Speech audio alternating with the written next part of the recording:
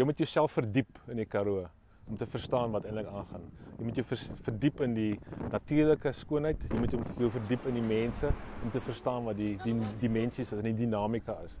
Dan kom jy agter dat daar iets is wat eintlik so uniek is en so met jou praat. En dan benewens dit die stilte.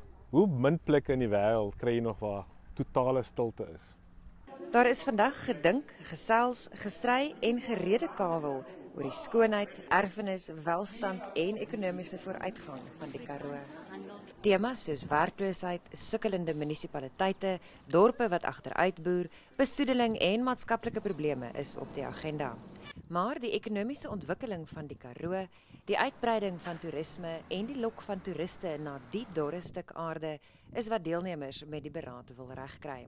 Ons kom nou al 'n lang pad waar ons praat oor die potensiaal en die probleme en die inisiatiewe in die Karoo, maar hierdie keer gaan ons werklike planne maak, strategieë opstel, mense betrek om spanne saam te sit en dan spesifieke aktiwiteite te loods. Samewerking tussen die verskillende streke gaan deurslaggewend wees om te verseker projekte is volhoubaar.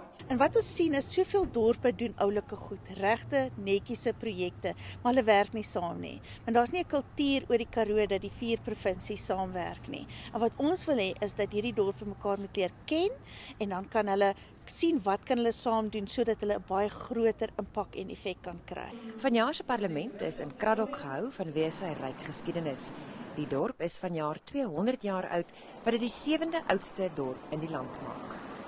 Die organiseerders van die Karoo Parlement hoop dat al die munisipaliteite van die 4 provinsies sal saamwerk om hierdie inisiatief verder te vat en dan ook saam te werk op sleutelgebiede soos toerisme, maatskaplike opheffing en natuurlik gesondheidsdienste.